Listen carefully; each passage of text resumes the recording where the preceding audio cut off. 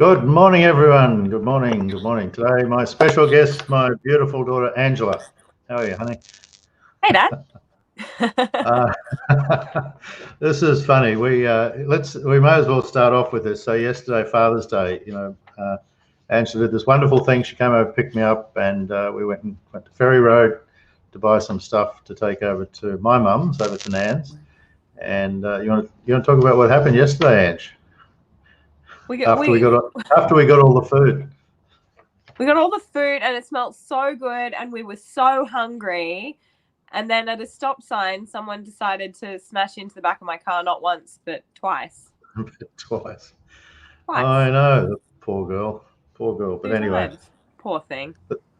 actually, it was interesting because it was the first time I've actually seen what it looks like for when Airbags the airbags go off. And I mean, Smoky.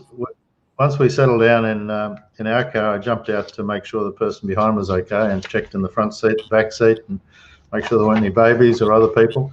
And went around to the driver's side, and this poor girl, she was sitting there crying, but yeah, the smell and the smoke from the airbags was just horrific. So gross.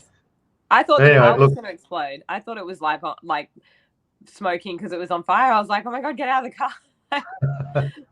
That's right. So we got her out of the car. We made the car safe. We took her to hospital and we did all the good things. So anyway, and she's fine. She's grateful and she's fine. And grateful. Speaking of gratefulness, and as you are with your puppy dog there, Ange. So tell me, you're the founder, you're the creator of the Gratitude Project, and which is a wonderful thing. I've always been really proud. That was the topic you chose as your business, your mantra, your future. No, that's okay. You've done such a great job. So what? Let's talk about it. What started you on the gratitude journey? I think it was just after I'd had Bo, and I remember driving. I don't know if you remember, but when Bo was born, she had a problem with her. She had a problem with her neck, and she couldn't turn her head left, and so I had to take her to a chiropractor. But the chiropractor was in Tugun or something like that, and I remember it was a hot day. I was driving her to the chiropractor, and it was like hot and sweaty, and she was crying, and I had to stop and pull over on the side of a busy road to give her milk, and I was just like, this is like so. I have to drive so far. Are we there? I think I cut out for a second. Just lost you. Can you hear me? Yeah, I lost you for a sec there, Ange. So probably everyone else could hear you.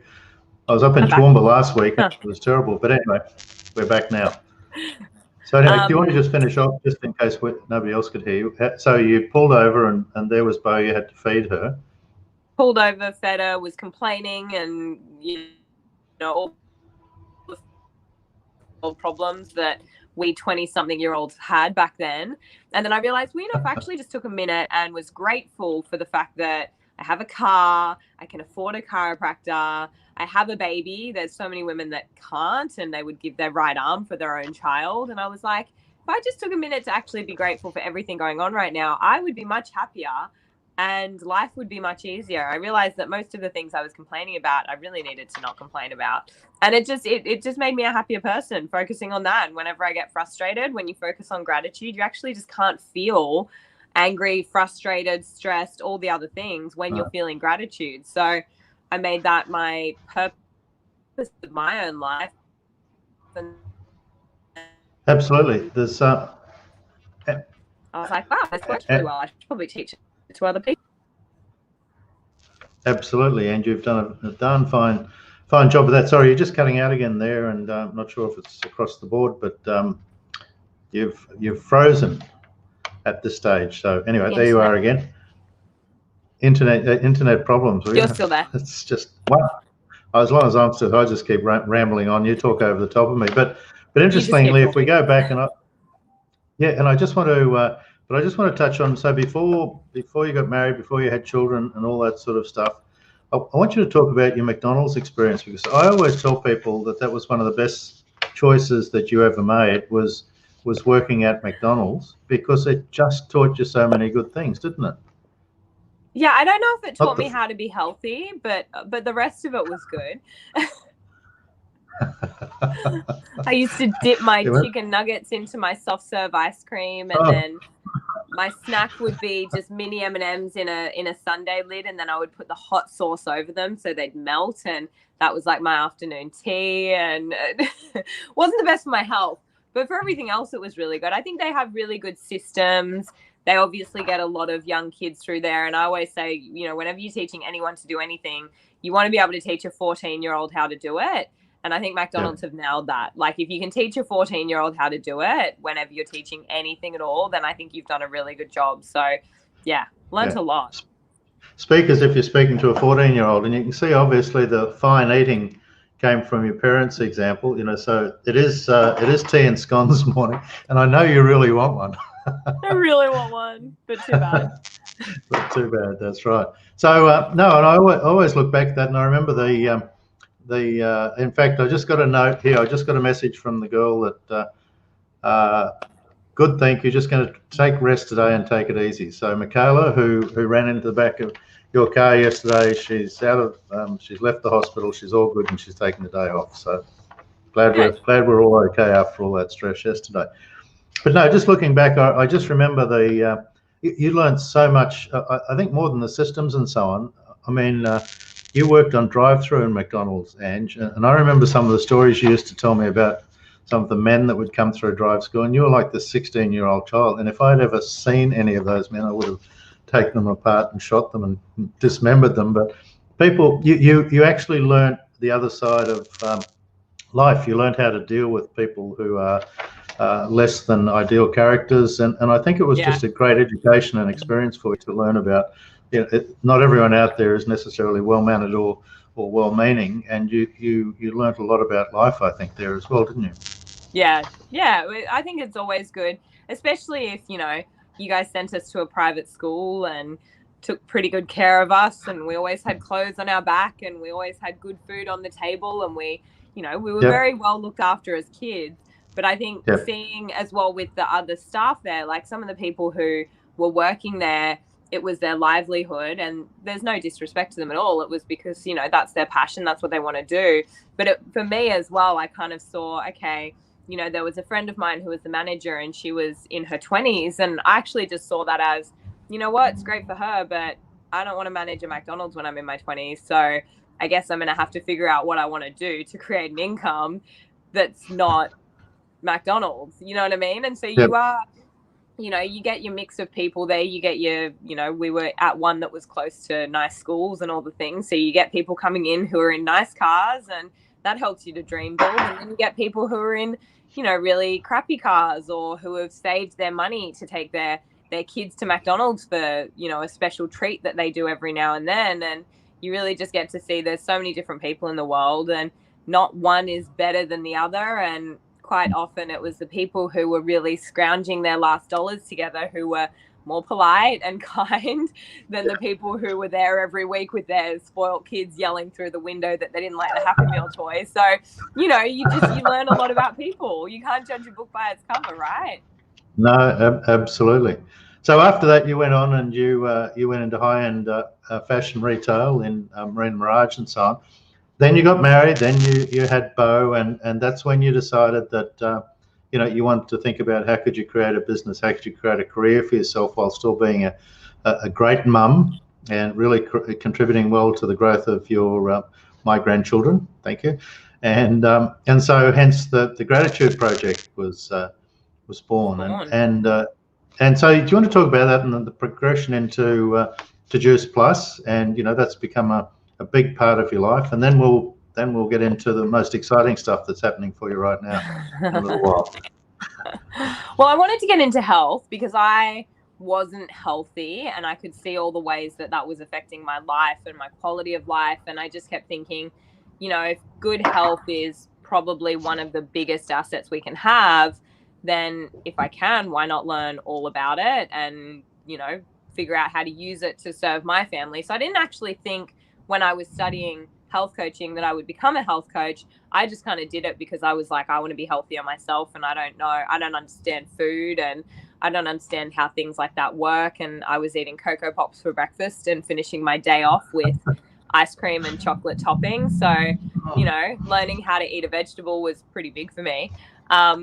But then once I understood it, and again, I saw how good you could feel when you ate good food and how different it made, you could think clearer and you felt better and you looked better and all of these things. And I was like, do people know that eating good food does this to you?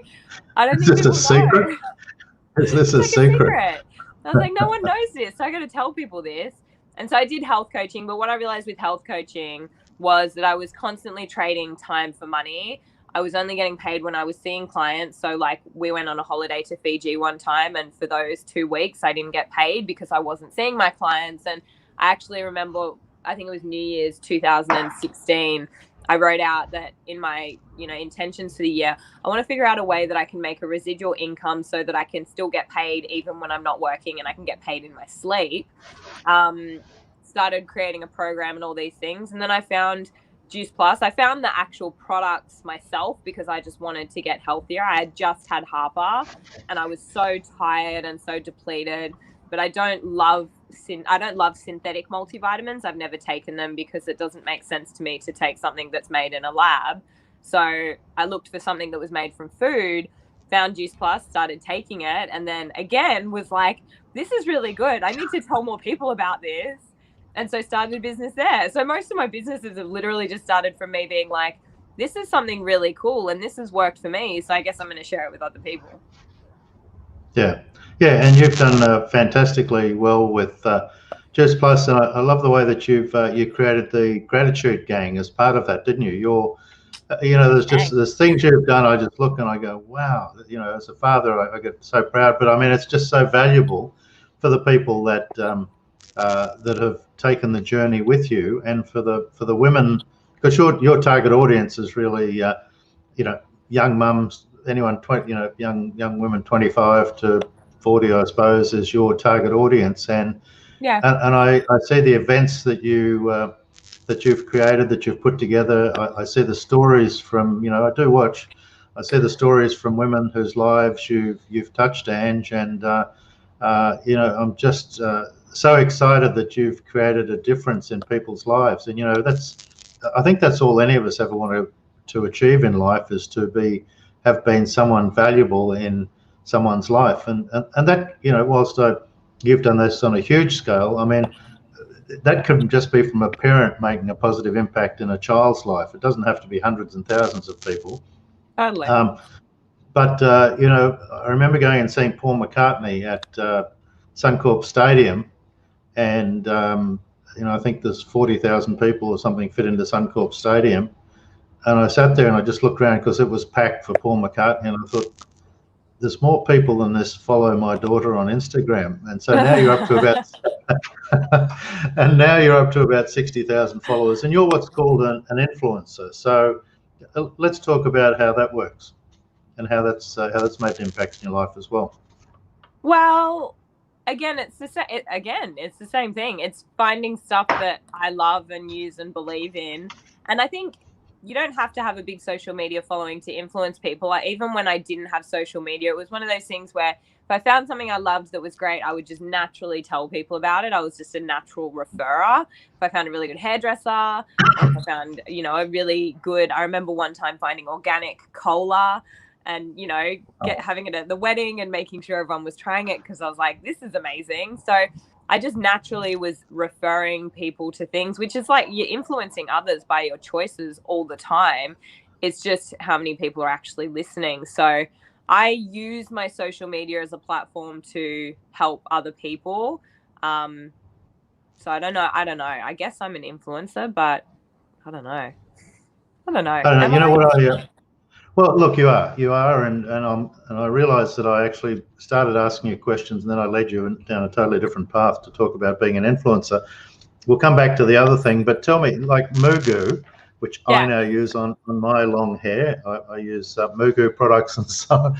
But I mean, that's something. What I really admiring is that you'll take on the cause of products that you believe in, And yet, if someone came to you, and this hasn't happened, but I mean, if someone came to you and said, we're selling caged, cruelly treated chicken eggs, you would, they could pay you all the money in the world, and you just wouldn't promote them, would you? Oh, I So, get that I every love that you day, have Dad. ethics. Yeah, I get I tell messages like people, that every day. yeah, you get parcels at your front door every day, don't you, of people who want you to promote their stuff, Yeah. correct? Yes. And I don't. And But I, like Mugu again was an example of, I had used that since before I even had Bo. So I was a customer of them already. I love them already. And so it's just natural. It's a natural fit, Yeah. But then it's interesting because everybody wants you to promote their stuff. But I love, and some influencers, if we may call them, prostitute themselves effectively to just sell whatever they can get paid for. But I love that about you, is that you, if you don't believe in something, or if you don't think it's worthwhile, you're not going to use it, and you're not going to promote it. So let's go back for a minute to where I was before I waffled off on this. For people who understand the Colby profile, Angela and I are both quick starts. So we don't prepare for meetings like this. We just turn up and start talking, and we just see what get happens. off and see what happens at the end of the conversation. But I want to go back to your gratitude gang and all the people that you've whose lives you've influenced. And I've sent videos of conferences and photos from gratitude gang events. Tell me about that, and share with everyone who watches this what that's all about. And you can boast a little here. Tell me about some of the maybe a couple of examples of people who have joined your gratitude gang and have really changed their lives. I mean, I'd love to hear maybe just two people out of the many, two people that have really changed their lives. Oh, but there's so many. Okay, there's so many. we have only got half an hour. I'm trying to think of. Well, just the ones that are closest to me, probably. Probably one of my friends who's in the gang. She had just had a baby when she joined, and she had a job that she was meant to be going back to. And I think when you're a mum and you have your baby, sometimes you don't know how you're going to feel. Like, you're like, am I going to want to stay home, or am I going to want to go back to work? And I love my job and get back into this. And she loved her job. But once she had her baby, she was like, I actually don't want to leave. I don't want to go back to work, but she had to, because she, like, income wise, they had to. Yep. And then once she started in the gang, within a year, when she was meant to go back to work, she was making what she made there here and didn't have to go back.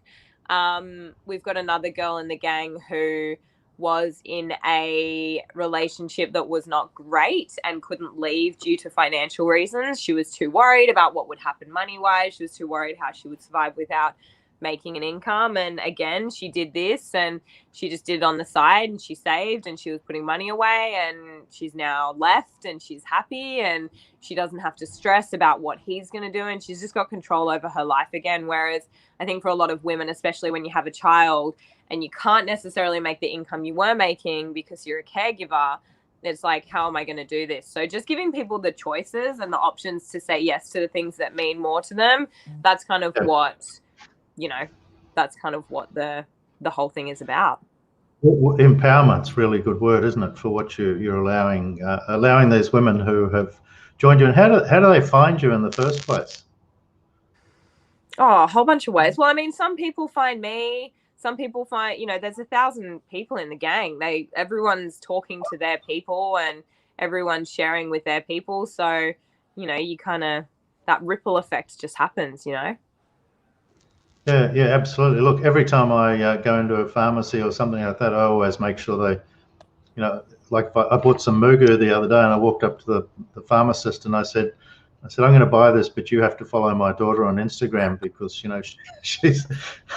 promotes mugu. So, I mean, I try and help you build up, out of the 60,000 people plus that follow you, I'm sure there's at least 10 or 20 that I've sent to you. So, thanks, Dad. Good work. I know that's made a huge difference, but I'm interested in the. I know you came up with the concept of the gratitude gang, and I mean, so you've grown it from yourself, from one person, to now you've got over 1,000 people in the gang. And I mean, do you ever sit down and go, wow? Do you ever sit down and focus on the progress that you've made in your life? And let's just say, even since Harper was born. So, you know, all of 3 years now, if you focused on what you've achieved and what has happened, the good and the bad, and what you've achieved, you've had heart surgery, you've had your relationship, your marriage breakup, and you're in a new relationship. But you've achieved so much from a business point of view and your contribution to the world. Do you ever sit down and actually reflect on your progress? Not really. I'm just getting started. I don't have time for that. I got so much more to do. I know, but one of the greatest way to make future progress is to actually sit down, just take a breath, and to take a positive focus and think about what it is that you have achieved. And I know you're just being coy and shy and so on, but I mean, you surely must sit down sometimes and go, wow, I've really done some good stuff. And because that then gives you, sorry? Depends on the day. No, that's right, because that's the sort of thing that gives you confidence to move forward. And one of the best proofs of what you're doing to move forward, let's talk about YouSpired. That's exciting. You have your own show, Angela. You now have your own show. You're replacing Facebook and Instagram with YouSpired, and you're the star. So let's talk about that. Well, I mean, on YouSpired, everyone can be the star of their own thing, which is pretty cool. It's just I'm going to be the first person to have a channel, which is terrifying because there's, I think there's been a lot of money that's been poured into the development of this and the app and all the things. So is that right? Something like that. I don't know the exact number, but a lot, yep. a lot of zeros. So yeah, I just want to do a good job. But it's pretty cool. I love the concept. It's a really good idea because for someone who does have a social media following or even just, a big email list or a lot of people who respect what they say, often it can be like you're constantly giving out a lot of free content and you're not getting rewarded for it. And the concept behind YouSpired for a coach or for someone who can teach or add value is that instead of doing it for free, people pay a small fee every month and you coach through the app and you add value. But what I really, really think is cool is it's all about being raw, real, unfiltered. The guy who created it, Adam Hudson, he's doing lives when he's, up still working at midnight, kind of explaining to people like these are the moments you don't really see on social media. Like you don't see Gary Vee saying, I've had a really rough day and I'm still up and I'm still working and this has gone wrong. And that, he's posting all the highlight reels. It's like you can kind of go into the life of the people that you follow and that you want to understand better or you want to do what they've done and you get to see all the real, raw, behind the scenes stuff. So I'm excited. It's going to be cool. Yeah, I think it's a fantastic opportunity for you. The fact that you're the poster child for YouSpired is obviously a great credit to you. So tell me, how do people follow you on YouSpired? How do they subscribe to your? You can't yet. Channel? It doesn't launch until Wednesday, whatever date Wednesday is, the 8th. So in 2 days, 9th. In 2 days. It doesn't launch for another 2 days. So you have to go follow me pretty much everywhere else. I'll be talking about it. Instagram, Facebook, emails, all the things. But as of Wednesday, it's going to launch and I'm going to have it heavily discounted for the first couple of days. So from Wednesday until Sunday, it'll be a heavily discounted members fee. And then after that, it'll go back up and it'll be the normal fee of $22.90 US per month. So if you want to get in, you got to get in early. Well, that's right. So I hope your mother and I have got in at the early rate. You did. Don't worry. You got in at the early rate. Absolutely. So tell me how many other people will be coaching and so on YouSpired? I mean, eventually there'll be hundreds. Like eventually there'll be a lot, but everyone will have to apply. You'll have to make sure it'll only be legit coaches and people who really can give this a red hot crack. Yeah, but the goal is that there'll be a lot and different industries. So, there'll be personal trainers on there and you can, do live workouts every day. There'll be maybe chefs who are giving cooking tips. There'll be acting coaches, business coaches, basketball coaches, all of the things. Maybe succession planning coaches. I'll have to have a look into that. Yeah. Hey, YouSpired. So have a look out for that on Wednesday. Go to Angela's Instagram. Gratitude Project. I figured you still had the dog there with you. I've forgotten. She's Maple. Maple, there She's with your you. third So, grandchild. You got to remember this face. hello, Maple. So one of the questions I want to ask is, speaking of, your great family history and so on. So we had a lovely get together with my mum yesterday, and let's talk about Catumnal. I want to talk about, how much, what memories you have about where we grew up out in northwest Queensland, out between Longreach and Hughenden. You've had trips out to Catumnal. You're out there for the centenary and so on. And one of the things that we need to do very soon is to take your two baby girls, hop in the aeroplane, and go up and visit where your dad and uncles and so on uncles and aunt all grew up. So, what are your memories of going out to Catumnal? Because it's just such a different world, isn't it? Oh, probably the dogs. There's always so many dogs. I think that's where my love affair for puppies came from. The dogs, Smoko. I loved that every afternoon you'd have a nap. You'd have like cookies and some tea and a nap. That was like my favorite part. That's just my favorite part of life in general. It's so wholesome, and back then there was no phones, there was no social media. You weren't going out there and posting your farm photos or your cute outfit. I was wearing like my daggiest board shorts and like an old t-shirt and just getting dirty, and it was just, the life is so easy out there. Yeah, I can't wait until maybe you can choose a date, and we'll get those two little beautiful girls of yours, and we'll go out there and visit Drew and Lois and Kim and so on, and have a family holiday, and that will be such a great experience for them. And I think the great thing about that, Ange, is that for them it'll take them back to the roots of their family as well too. And I think kids that have the opportunity to go out west and understand what life on a farm is like, and to see all the animals out there and the wide open spaces, will just be such a fantastic experience for them to be able to appreciate as well. So I just want to finish off with a couple of questions. Favorite holiday you've ever been on? This is Bali at the start of this year. I'm so glad we went before the whole world shut down, because I'm like, oh my gosh, if I had never gone, I would have been so upset. Okay. Favorite thing you do to relax? What's your favorite pastime for relaxing? Sleep. Okay. Literally sleeping. No. Favorite pastime to relax. Just reading a book in bed, which usually leads to sleeping. Okay. Who's the one person you haven't met yet you'd really, really love to meet? Oh, who haven't I met? Sophie Marceau for me, by the way. Thanks for asking. Who? Sophie Marceau. I don't know who that is. She's a French actress. Oh, of course. Maybe. Oh, I don't know. Too hard. I don't know. I feel like social media, it's like you can kind of talk to anyone you need to talk to these days. Like meeting people is so different. It depends what I was doing with them. If I was meeting them, if I was having a meal, or if it was just like hey, I've actually met you and I get a photo with you and this is cool. I don't know. Too hard. No, I was thinking more along the lines of people who inspire you. Work from a what you do in regard to your life with the Gratitude Project, Gratitude Gang, and so on. Other people. I mean, that was where I was coming from with that question. But what you're saying is there's too many, and you don't know how to pick out one.